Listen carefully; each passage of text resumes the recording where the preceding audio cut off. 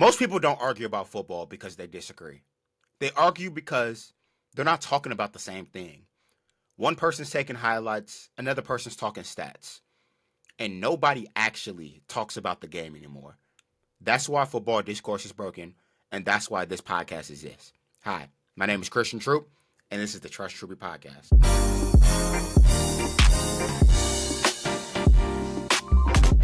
All right. Welcome, everybody, to the first episode of my podcast, the Trust Troupey Podcast. If you are new here and you don't know who I am, my name is Trust Troupey.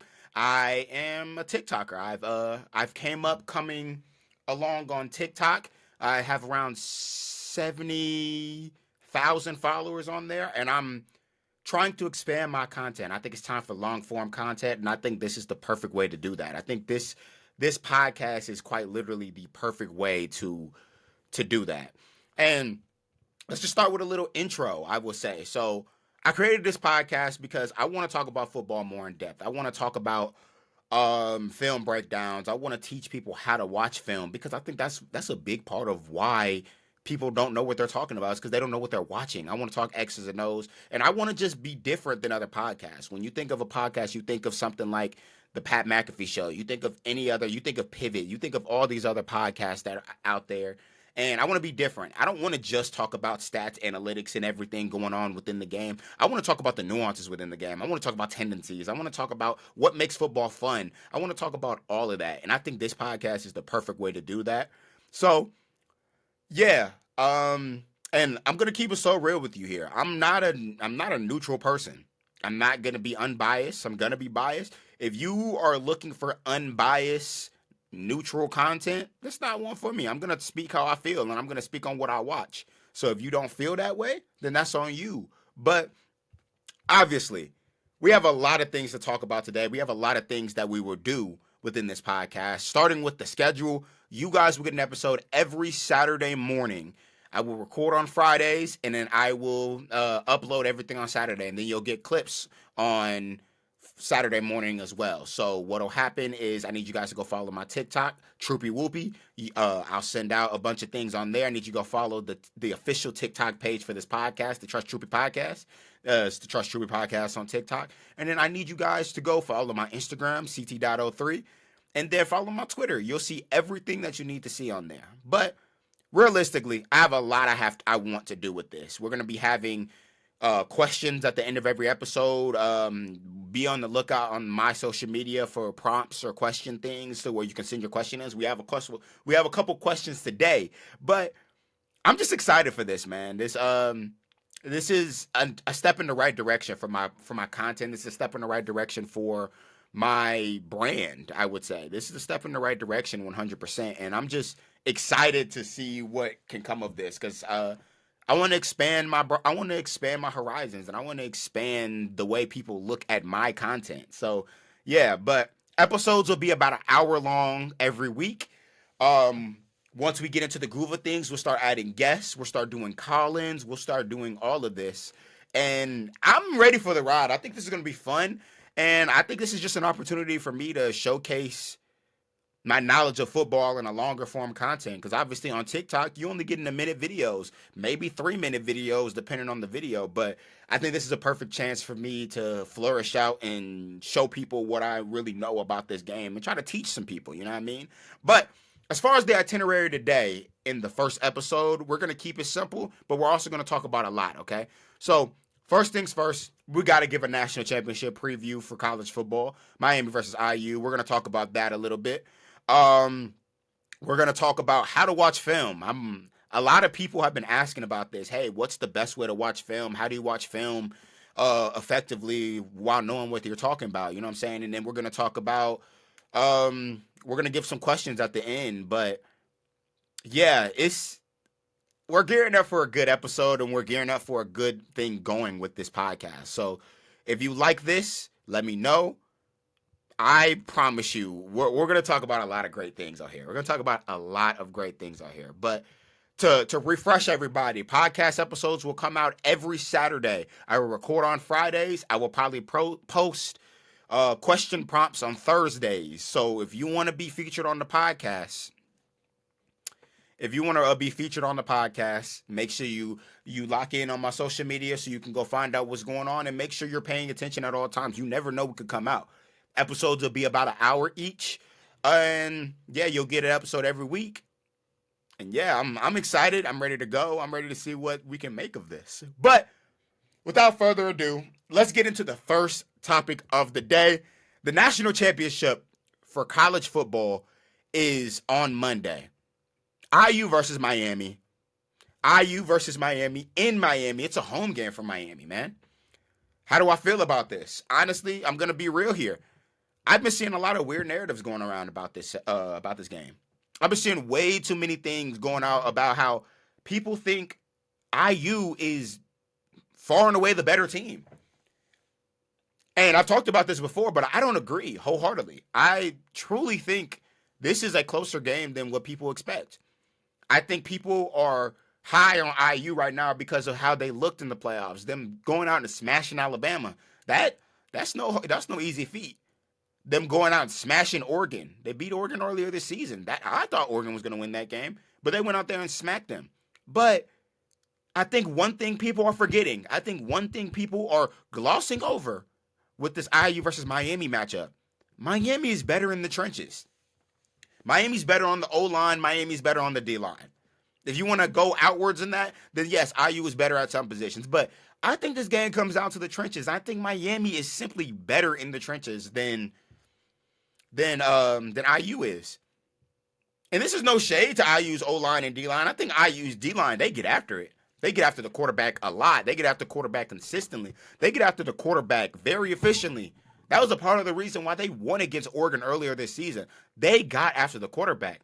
That was a part of the reason they won against Ohio State.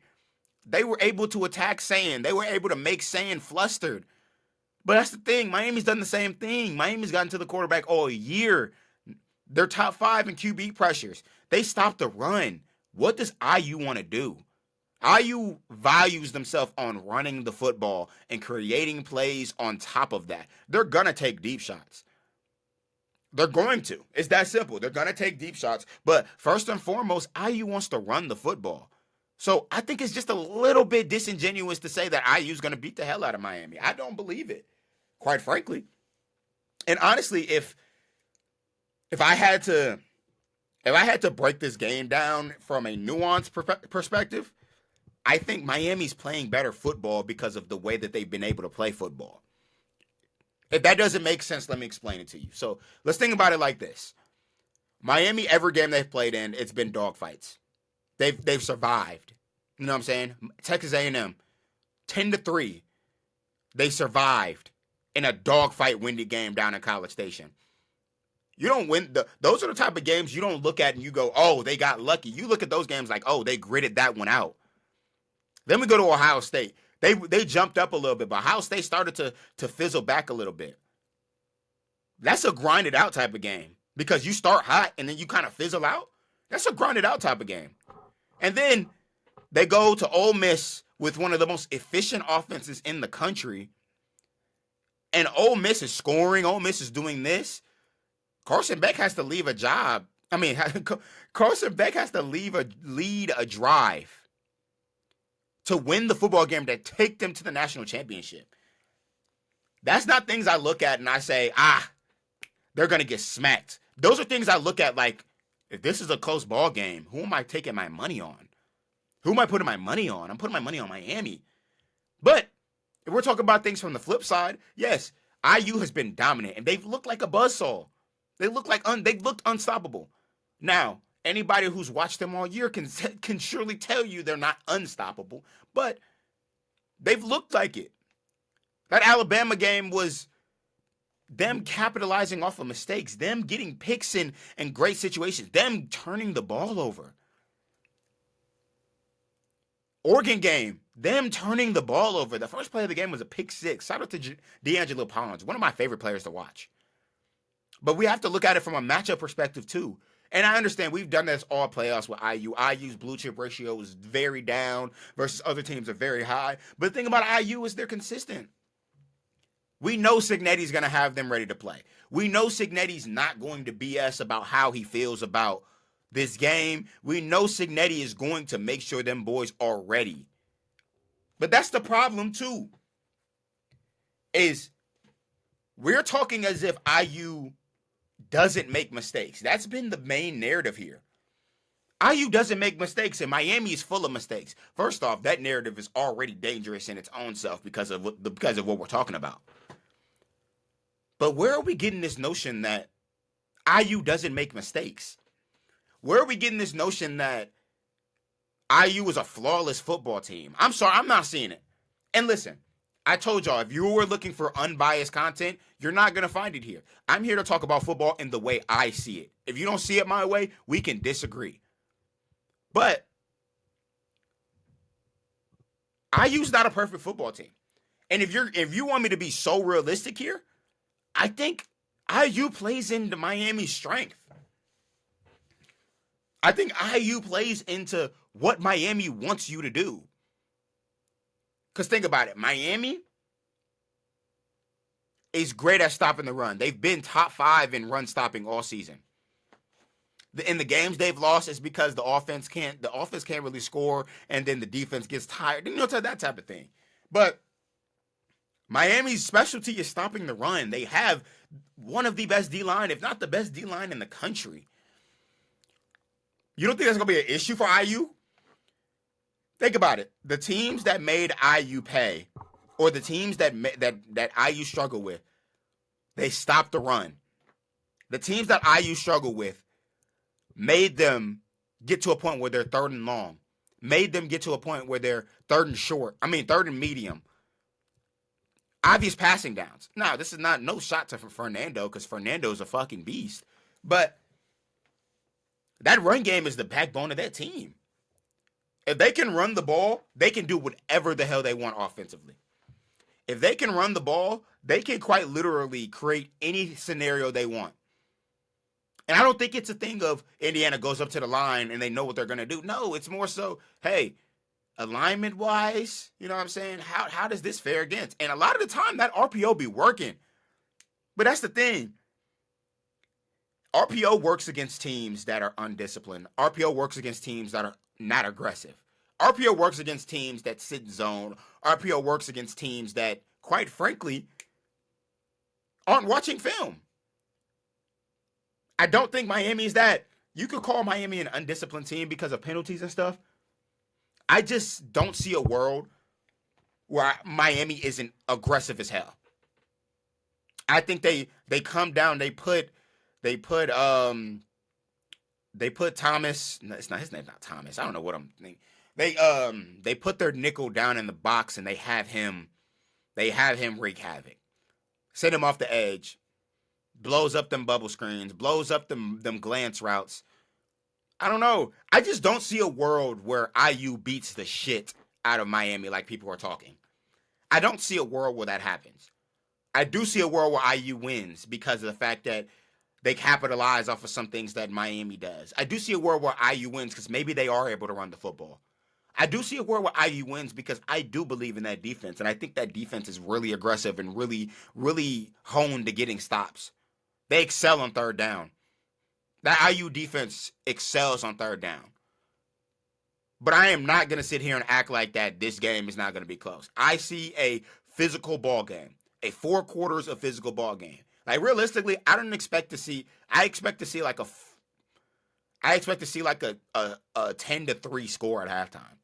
Like, I expect a very low scoring affair. I think these defenses are going to flourish.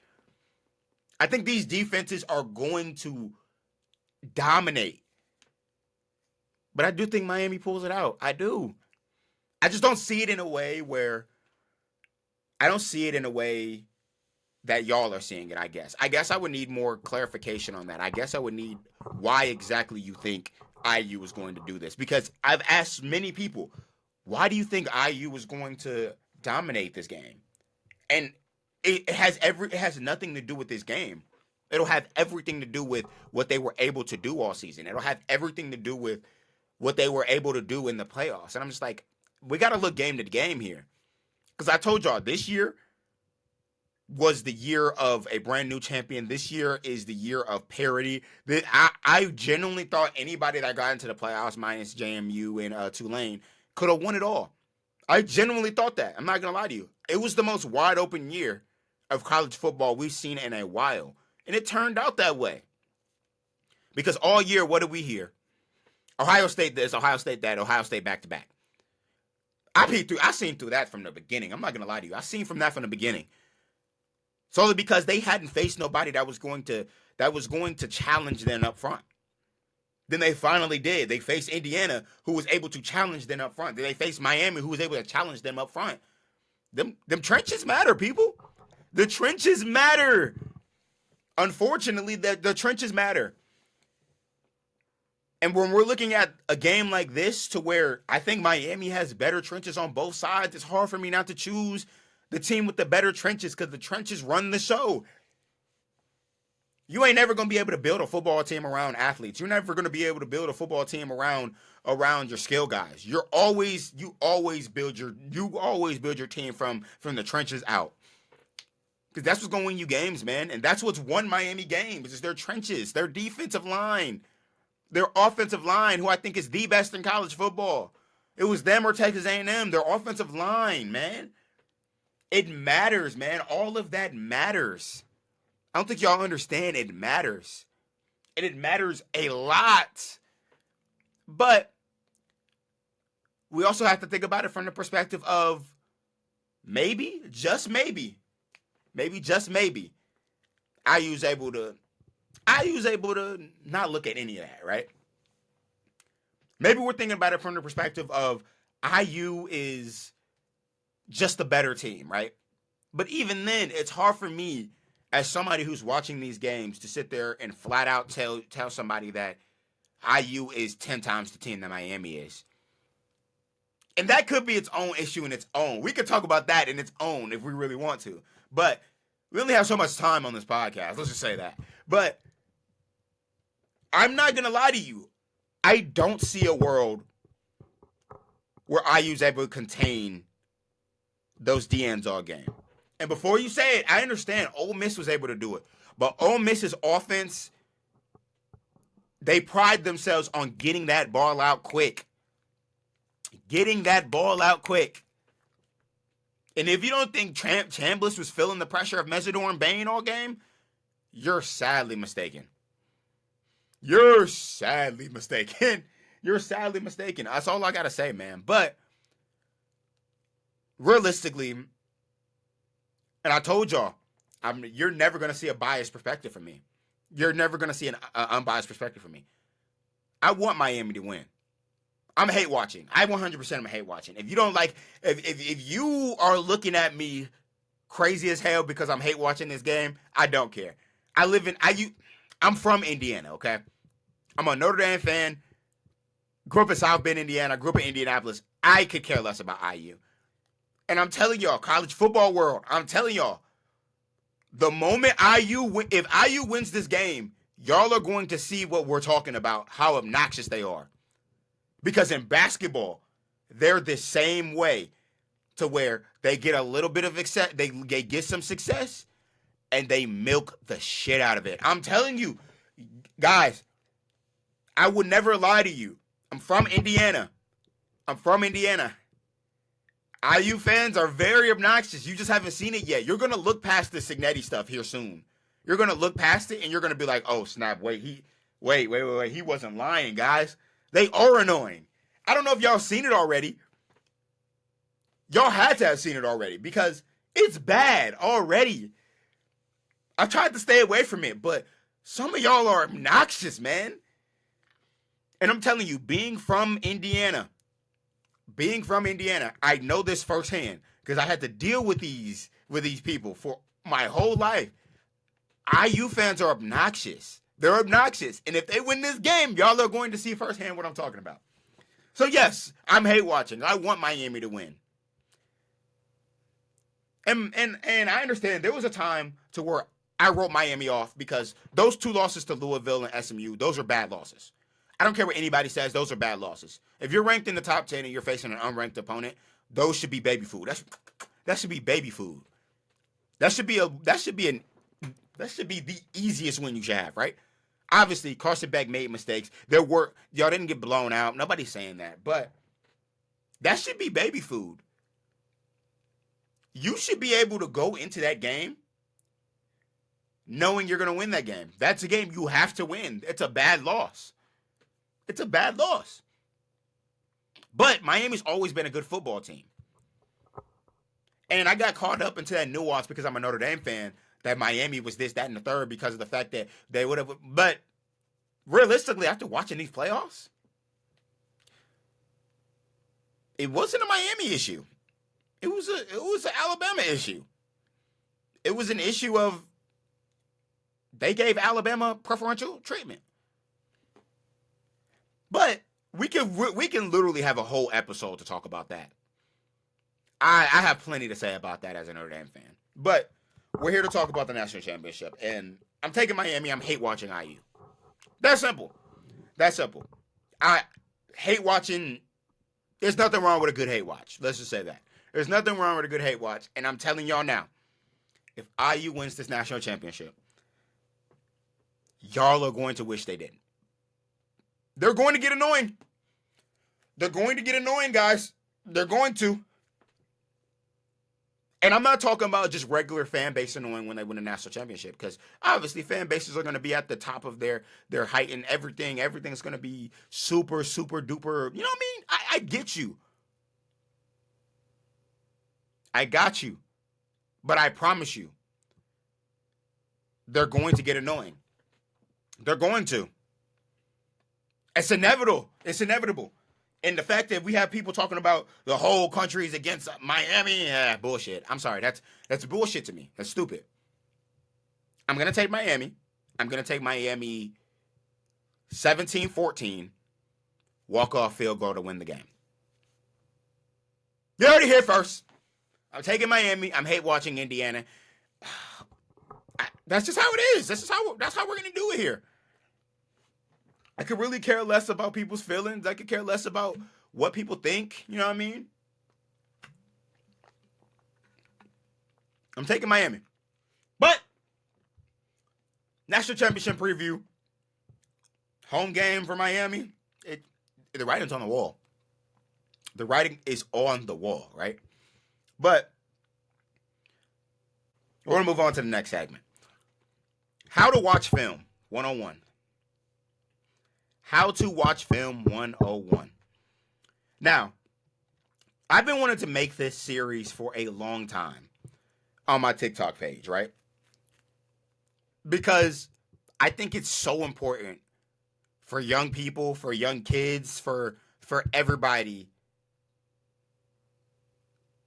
to know how to watch film. I think it's important to know exactly what you should and shouldn't do, how you should and shouldn't watch film. I think it's important because there's a lot of people out there that just don't know football.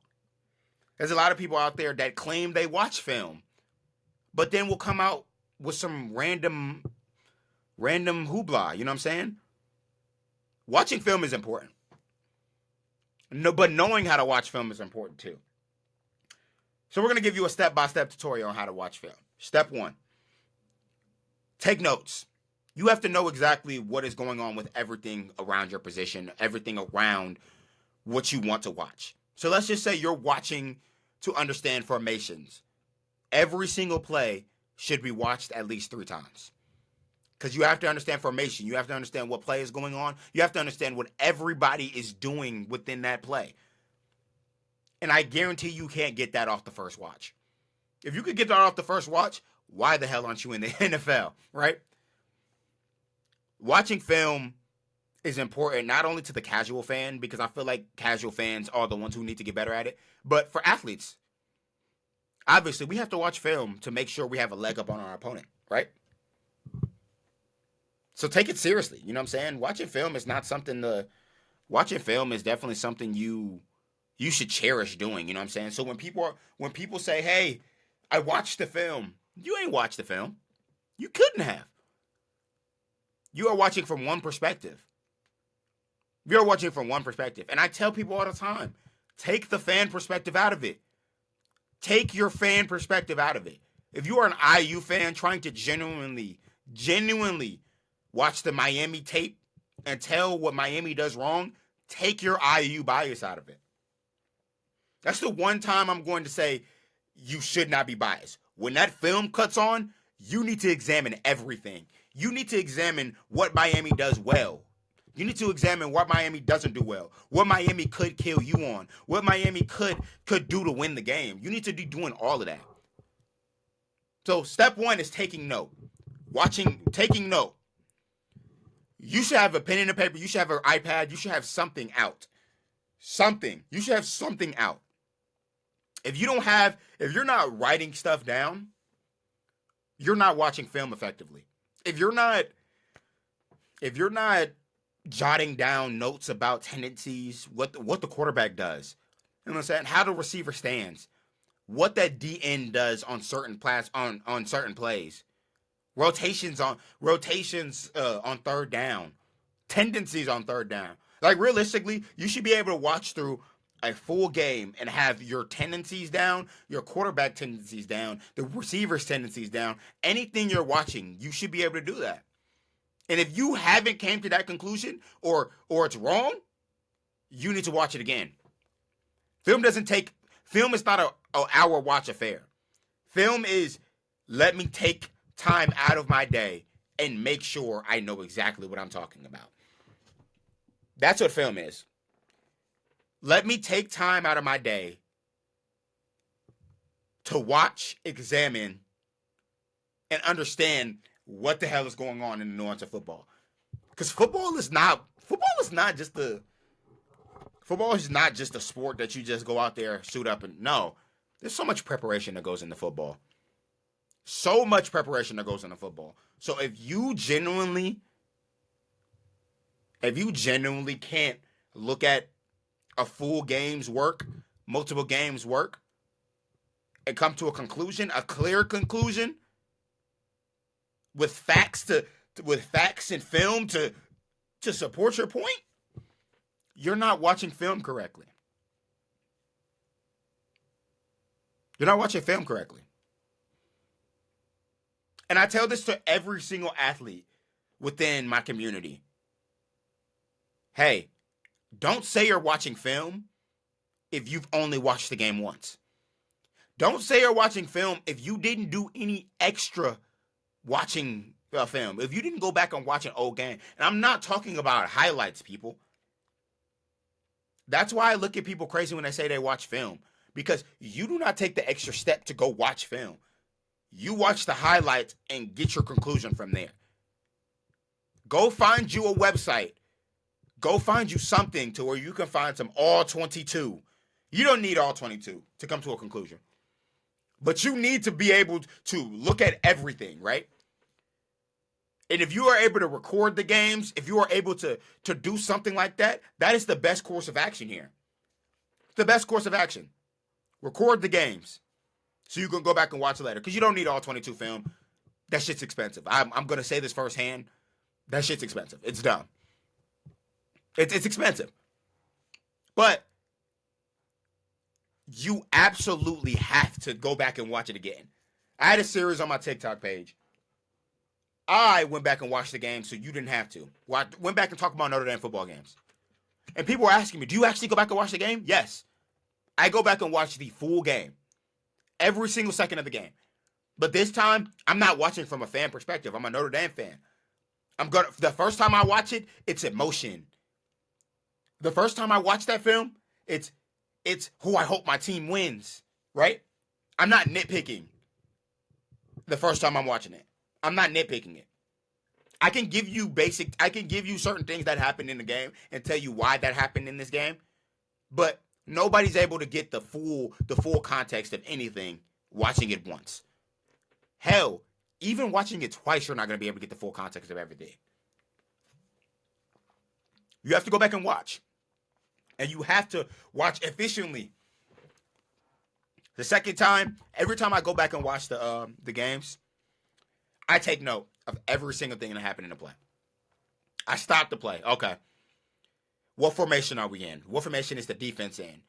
What is the likely play call here? What did they actually run? How did they run it? Who had a missing assignment on this play? Who missed the block? What running back didn't hit the hole? What did the quarterback do wrong? What did the receiver do wrong? What could the offensive coordinator could have called? What could the defensive coordinator call to combat this? Every single play, by the way. How do you have the time to do that? You don't. But you have to make time for it, especially if you're going to call yourself an avid film watcher. Now, not everybody's going to get to that point. I played college football. This was literally my job for 4 years in college. Watching film, going out there and executing on the field. That's what college football is. That's what it is. They give you film to watch. Hey, this is what we're going to do this week. This is the tendency. This is You study it.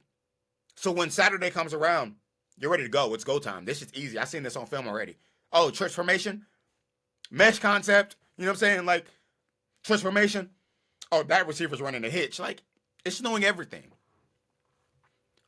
You will never, and I mean never, never tell me you watched the film and then come to a conclusion that just wasn't on the film. Because trust me, 99.9% of the time, if you come to tell me to watch more film, I've already watched it twice. I'm not going to lie to you. I'm not going to lie to you. I'm a nerd for this football stuff. I'm a nerd for it. That's all I do is watch this shit. If I'm not watching it, I'm playing Madden. Like, I'm a nerd for this football stuff, man. I'm a nerd. When people tell me, hey, you don't know what you're talking about, I can give you factual evidence on what the hell I watched. I promise you I can. But we're also in a world of social media to where everybody thinks they're right. We're also in a world of social media to where everybody, well, we also live in a world of social media where context is lacking. We live in a world of social media to where people would rather be right than admit they're wrong. Obviously. Who would? Who wouldn't want to admit they're wrong? Who would want to admit they're wrong? But sometimes you just got to do it. Sometimes you have to admit you're wrong. Sometimes you got to be like, ah, shit, I ain't going to lie to you. I messed up on that. Yeah, you're right. I'm not going to lie to you. I was wrong. You was right. I was wrong. But no, we don't want to do that. If you're wrong, it's argue.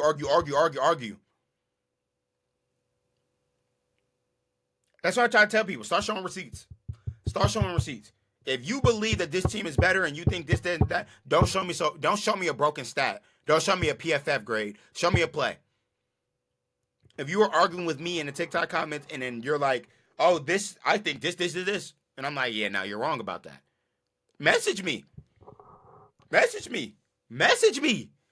Show me the play. Show me, hey, this, that, and the third. I will tell you exactly what I saw because more times than not, I watched it. More times than not, I went back and watched it. More times than not, I went back and watched it already. Not gonna lie. I've already watched it. And if I haven't watched it, I will tell you, hey, yeah, I didn't watch that. I'm not gonna lie to you. I'll go back and watch it. And more times than not, I'll probably go back and watch it. You know what I'm saying? But watching film is so important. So important. See, I know how to do it. So stop telling people you watch film. Stop telling people that, hey, I watched the film. This is what I saw. If you can't give evidence to back up what you saw. I seen somebody the other day. He was an IU fan. He came into my comments. Watch the film. IU by at least 21. Where did you see that shit? You watched both sides. You watched IU's film and Miami's film and came to the conclusion that IU was 21 points better than Miami. So I'm saying, take that fan perspective out of it. You watched that film and told yourself, yeah, this team's going to dominate this team. Guess what his name was? Guess what his name was? His name was IU Football Glazer, dog. There was absolutely, he didn't watch one film. He didn't watch one game of Miami, one full game of Miami to come to that conclusion. He didn't watch one full game of Miami to come to that conclusion. But that's the type of things you're going to get. It's the type of things you're going to get on the internet. Watch out for yourselves, man. Watch out for yourselves. Watch that film, man. Watch that film. Be super intentional about what you're watching. I'm not going to lie to you. It's not ridiculous to say, watch every play at least 11 times. So you can see everybody. So you can see everybody at least on offense or defense. So 22 times minimum. Yeah, I know. It's crazy. It sounds ridiculous. And nobody has all of that time. But if you genuinely are serious about wanting to know more about the game of football, you have to put the work in. You have to put the time in. And I promise you, watching every single play 22 times, that will only get you better. It will only get you better. So this is what you're going to do. When you're watching film, you're going to analyze the full formations of both teams. You're going to look at formations on both sides.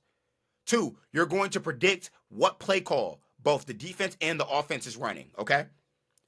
Then what you're going to do is you're going to go back and you're going to correct mistakes that you saw on the film on both defense and offense. And then, last but not least, you're going to watch it one more time and say what should have been called instead of these 2 plays on the defense and the offense. That's exactly how you got to do it. That's exactly how you're going to watch film. That's only a couple times, and then you move on to the next play. You should be able to do that, write your notes down, and get everything ready. You don't even have to watch a full game to do that. You have to watch a full half, you know what I'm saying, whatever. Just make sure you're watching the full film. I promise you, it'll benefit you in the long run. It'll benefit you in the long run. And if you don't got the time for that, stop saying you watch film then. Stop saying you go back and watch the film. I understand you got jobs. I understand people got stuff to do, got school, got work. I understand that. But you also don't have to get on the internet and tell people that you watched the film. Because you didn't. You skimmed over it. That's what you did. You skimmed over it. That's all I ask people to do. Watch the film. That's all I ask people to do. Before you get to talking out the side of your neck, watch that damn film. Watch it. I promise you to watch it. But I'll probably make more. We'll talk about that some more. We have some questions coming in from some viewers, okay? We have some questions coming in from some viewers. So let's get into some of those, okay? All right. First question came from my boy Jax. Shout out to Jax on TikTok. How long will it take Pat Fitzgerald to take MSU to a playoff and keep yearly success? Michigan State fan. I like Pat Fitzgerald as a coach, okay? But there's too much to fix, okay? Quarterback situation hasn't been good in a couple years, okay? Let's get that straight. O-line situation hasn't been good in a couple years. You just lost your best receiver. It's gonna take at least 5. I'm not gonna lie to you. That's if they have the patience with them.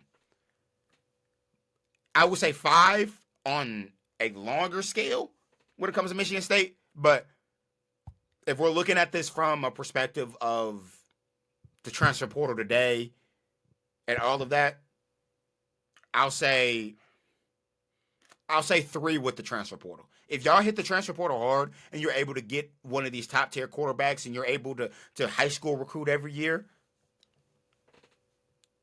I say 3 years. 3 years with gradual success throughout the years. You know what I'm saying?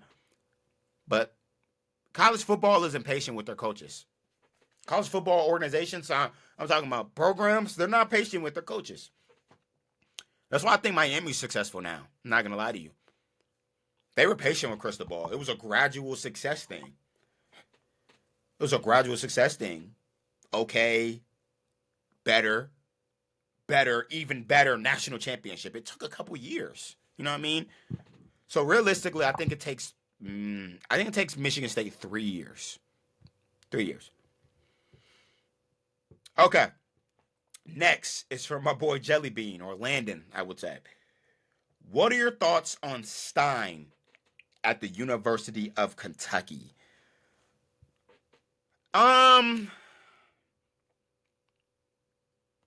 not gonna lie to you.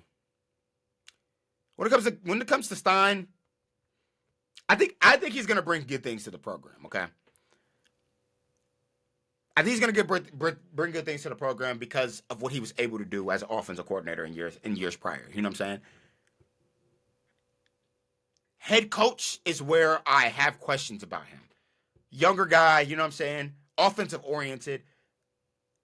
But I guess it all depends on it. We got to come back to something. It all depends on who he can get. He needs to go out there and get him a quarterback. The past couple years, he's had what? Dante Moore. He's had what? Gabriel. Like, he's had great quarterbacks the past couple years. One, you need a quarterback. I thought you were gonna get Kenny Minchie. I thought you were, but you weren't able to retain him. So, but the one thing I will say about Stein is he's a young guy, so he's going to bring a lot of energy. One thing about college football players, they gravitate towards young coaches. They gravitate towards young coaches. They bring the energy, they bring the fire, they bring the passion, they bring all of that. You know what I mean? They bring all of that. So I'll say this: if Stein can go out there and get him an elite quarterback to develop and improve upon that O-line, I think Kentucky can be good within the next couple of years. But that offensive coordinator to head coach role is always what loops me up. It always, I don't know, you know what I mean? Like, it always makes me look at it a little bit differently because I don't know how to feel about it. You know? So I think Stein will be okay at Kentucky. He'll be solid. Give it 2 years before you start to see some more consistent play, I would say. You know what I'm saying? Next question from Joey. Do you think Cignetti will be the new Saban? No. I don't. Because I think Saban needs to be in his own conversation. What he was able to do to college football, what he was able to do for the landscape of college football in the period that he did, nobody's the new Saban. But I think he can be a new branded Saban. Because I love Cignetti as a coach. Despite me hating IU, I love Cignetti as a coach. But with the way the transfer portal works and the way NIL works, it's all about money. If Cignetti can retain that and retain recruits, I can see him dominating college football for a long time. Wherever he goes. You know what I'm saying? Whether it's staying at IU or going elsewhere. I think he can dominate. But no, I don't think throwing the name Saban around for coaches is smart because it puts them on a pedestal that they won't get close to, quite frankly. Saban had one of the greatest runs in sports history. Like, when we talk about GOATs, Saban needs to be in that conversation with every single, I don't care if it's football, I don't care if it's sports in general, Saban needs to be in that conversation. No, I don't think Cignetti will be the new Saban, but I think Cignetti is a part of this new era of little mini Sabans, if that makes sense. You know what I mean? Like, think of all the top coaches in college football right now. All of them were under Saban, you know what I mean? So, I 100% do think that that Cignetti is going to be a great coach. The new Saban, though, I can't tell you that. You know what I mean? The only coaches that I would say right now that are close to Saban are Kirby and Dabo. It's realistically is it right now. Or maybe Urban Meyer, you know what I'm saying? But no, I don't think he'll be the next Saban. I don't. Next question. From my boy Camden. Okay? Do you think Julian Sand will be in the Heisman voting again, or will he fall off too hard with a lot of NFL talent leaving him next year? No. I think I think Sand will be in conversations. I think he's still going to be accurate. I think with the way the offense is going to work, he's still going to have a chance to flourish. I think, yeah, obviously Carnell Tate's leaving. Yeah, obviously they lost a couple of receivers to the portal. But we're forgetting one detail. They still have Jeremiah Smith. Still a great receiver. And I think with the quality of receiver in Carnell Tate going to the draft, I think we're talking Jeremiah Smith breakout year. I think the sophomore fizzled down. I can't even call it fizzled down because he still had a great year, but I'm not going to lie to you. I don't think he falls off. I think Sayan's a good quarterback, and I think those that are being dramatic about Sayan in his journey are weirdos. I'm not going to lie to you. I think those who are ready to bench Sayan after the year that he had is crazy. Mind you, this is first year. This is his first year starting the full year. He had a great year. Give him some time, man. Give him a little bit of time, man. Just a little bit of time. I think Sayan will be just fine. I don't think he's going to fall off. I think they still have a plethora of receivers on that roster. I think Hartline is going to be a big loss for them because I think he was a big part of the reason why they were so good in that receiving core. But I think Sayan will stay around. Sayan will stay around. He will. Next. Who's winning the Natty next year? Straight up. I'm biased. If I'm coming from a biased standpoint, I'm Notre Dame's in that conversation. I think Texas is in that conversation. I think IU is going to be another contender. I think Texas Tech once again will be a contender. Oregon, Dante Moore's coming back. They'll be a contender. There are a lot of contenders. I can't really choose a champion just yet. I'm going to go with Notre Dame because I'm a Notre Dame fan. But you could take that as you will. But there's going to be a bunch of different contenders next year. Let's just say that. We're gonna see some very good football next year. Very good football. Next, my boy MJ. Who's the best quarterback you've ever went against? And did you win? Yes. I'm gonna show some D3 love. The best quarterback I ever went against was Liam Thompson.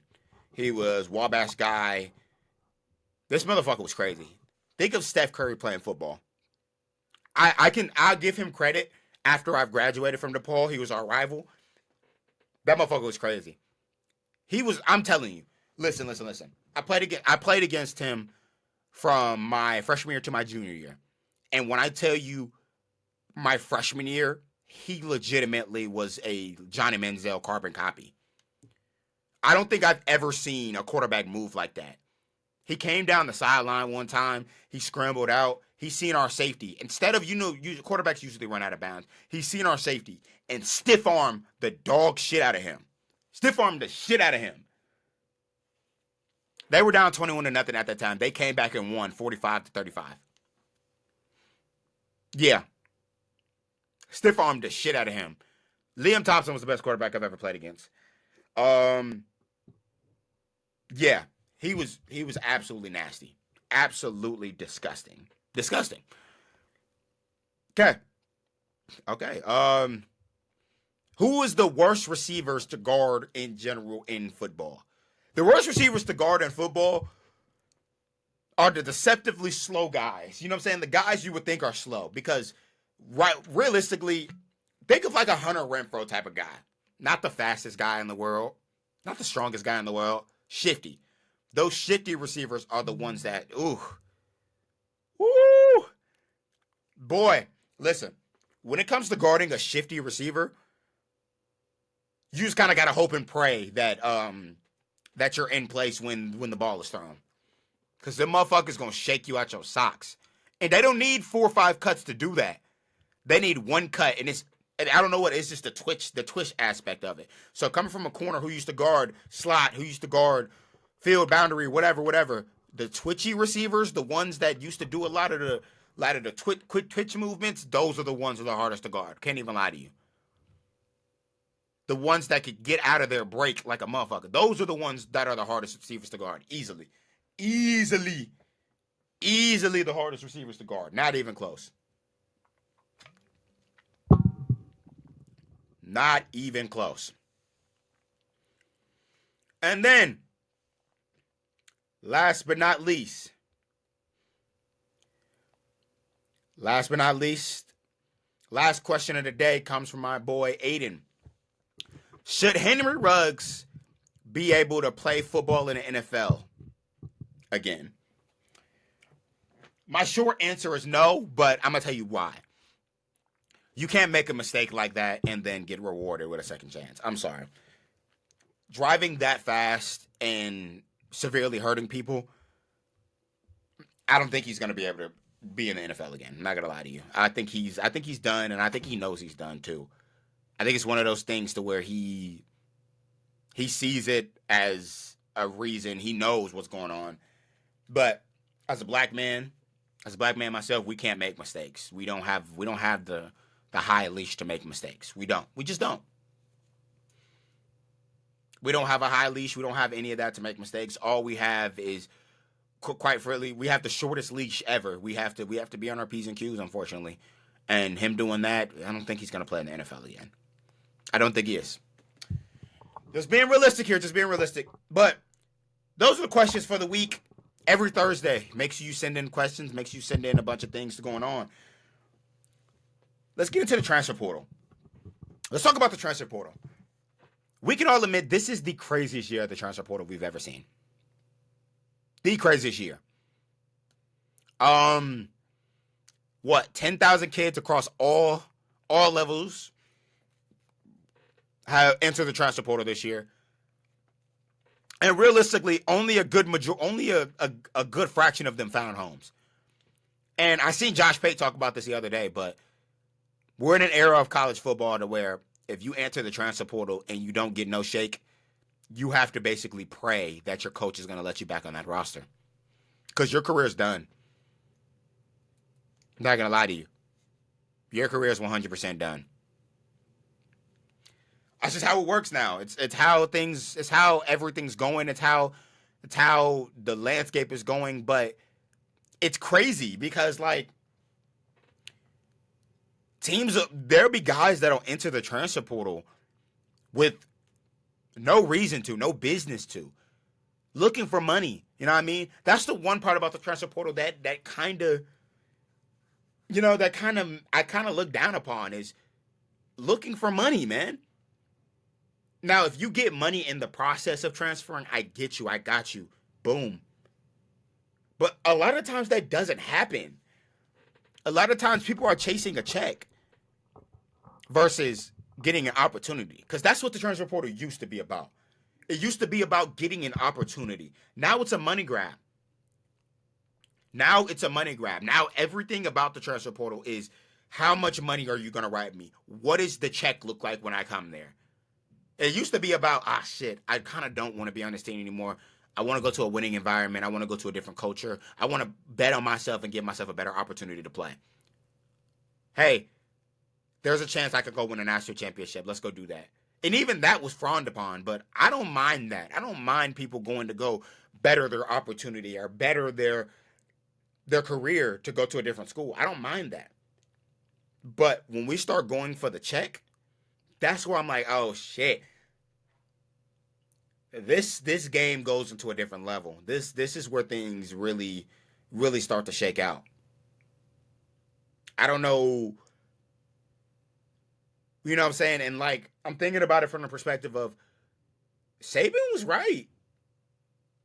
Saban left right before all this NIL and transfer portal stuff really got like big. You know what I'm saying? And obviously, everybody talked about Saban used to pay under the table. Everybody did.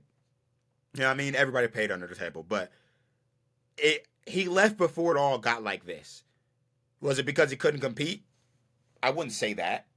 But I will say, if Saban was in this era, y'all still wouldn't be able to compete. Y'all wouldn't.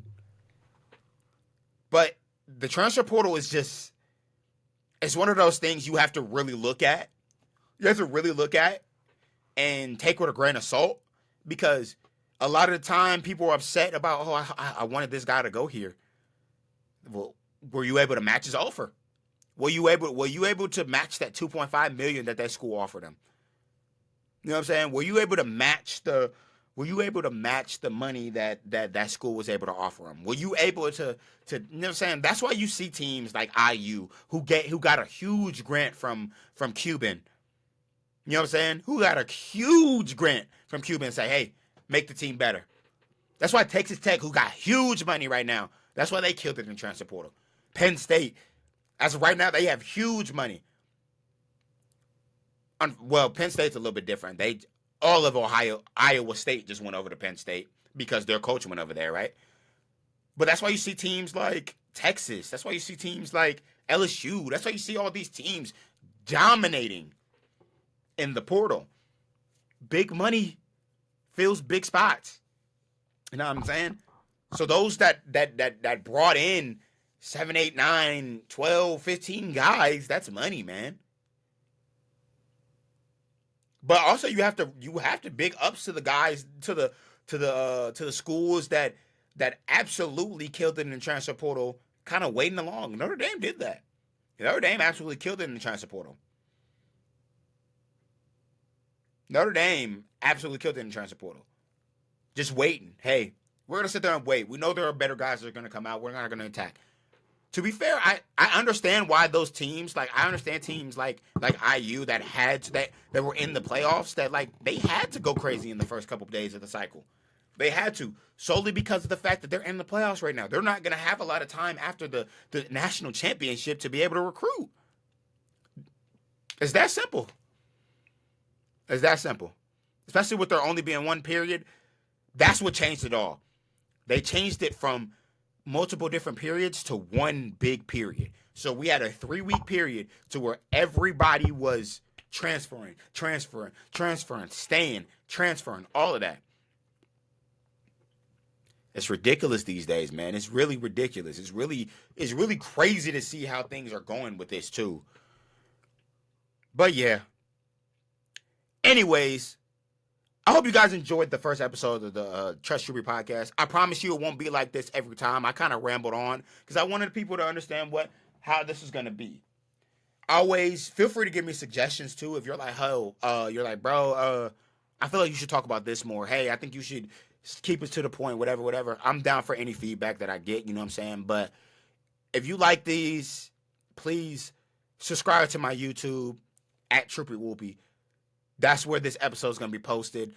Be on the lookout on Spotify too, Trust Troupey Podcast, Apple Podcast, Trust Troupey Podcast. Be on the lookout for the Trust Troupey Podcast clips on both my Instagram at CT.03. It'll all be down here. And then at the Trust Troupey Podcast, you know what I'm saying? I hope you guys have a great day. And just remember, always trust Troupey.